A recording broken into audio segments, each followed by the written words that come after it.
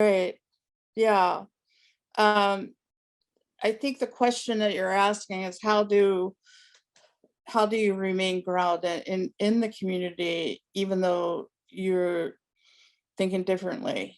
Is that the question? Yeah, and what do you root yourself in while remaining in the community? Because yeah, we do want to rise above a tribal way of fitting in, and typically there's a mindset that comes from a tribal, and I'm referring to people of a similar mindedness rather than anything indigenous, but um, Yeah. there is a kind of keeping in step, keeping in line with the mindset of the groupthink, so to speak.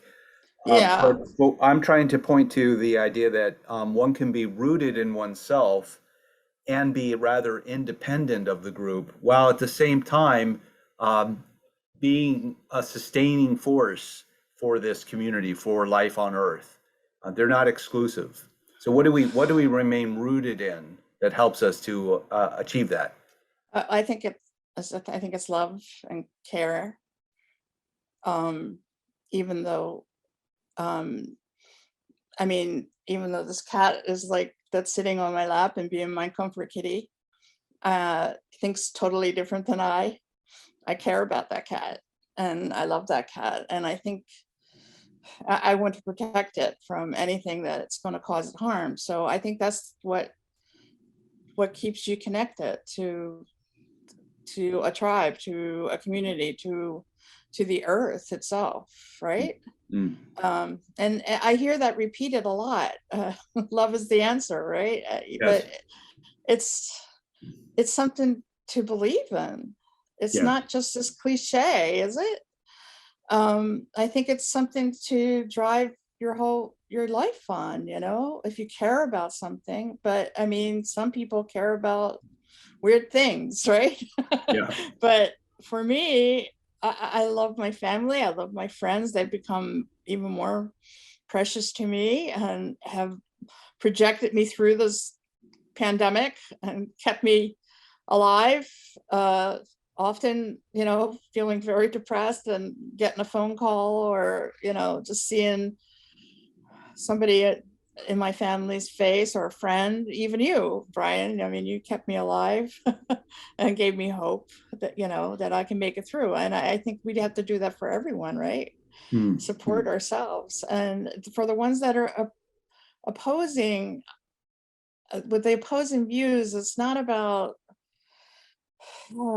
it's not this forcing that person to understand the way you believe. It's teaching that person the logic that you believe in something or the reason that you believe in something, and you'll listen to that person, right?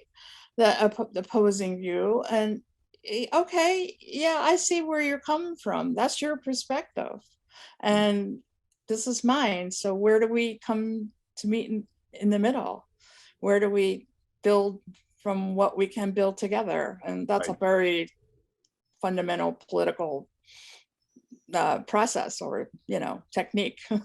Yes. uh, Was it, I believe, the spiritual teacher Ram Dass who wrote the book Fierce Grace? It reminds me that there might be, it might be time to consider the ferocity of love. Love is not timid. Love requires great honesty. It requires great yeah. courage. And Oh yeah. rather than being divisive right now, it might be a time that we're in a mutual quest to find truth. Even with what we deem to be opposing sides, we could view Yeah. each each point of view as being really interested in finding their own pathway to truth.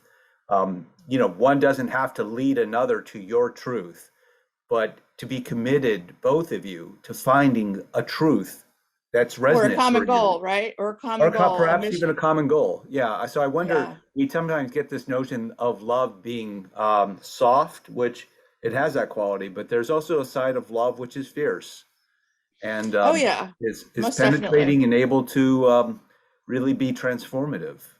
Well, don't try Wow. to harm my cat, right? That's right. Right. And your cat's instincts are to protect not only itself, but protect its clan. right? So Yeah. it has its And own way. yeah. Um, yeah.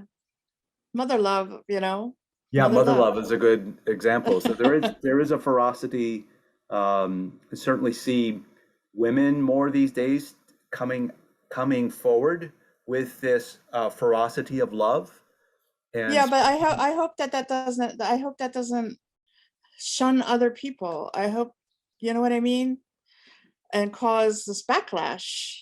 And that's what confuses me, because we are living in a very divisive country right now. yeah, And the backlash scares me. I don't want it to scare me. I want to find out what is the reasoning behind it. And I don't feel that so many people are being that open-minded about it. I think they're just getting violent, and that's not really good at all. You don't, it just leads to more violence, and right, nothing comes out of it then but more ugliness and but I don't know. I started reading Malcolm X, and I'm going to try to wrap my head around him and where he was coming from. I've seen some videos of him, and apparently he was a very gentle person, but very fierce, right? And he knew that he was going to be murdered, and I mean, he knew it. And wow, what was going through his mind? So I started reading Malcolm X, and trying to figure out what he had lived through, and what was his experience. And so yeah, I'm very curious. I think curiosity is a very good virtue to have. you know. I think it's cause for a lot of things in science and religion and right. politics, and just curiosity itself, you know. Um, so anyway, that's where I am right now. Yeah, yeah, I wanna know how to be fierce like that and make change happen like that right, without, well, he said that he was the beginning of a movement, and yeah, wow. And here we are, what, 70 years later, still contemplating that movement. And what does that mean for us in the United States? Other countries, I don't know if they experience uh, the racial shame as much as we do. I mean, maybe that's not true. Maybe things are changing because of immigration and a lot of migration around the world. And I guess a lot of other countries are facing racism and that sort of thing. So, right, but how do you deal with that without accosting the rear view mirror thinking, like, oh, right. things need to stay this way. This is what I'm familiar with. And you're coming in here and you're taking no, that's not going to happen. So how do you do that and then move forward so that you can build together? I don't know. And Yes, my curiosity to understand that is going to help me, do some research and learning and, grow. So that, I can be that example and have that understanding yes, and project that to my own family and my own friends. Yeah. yeah.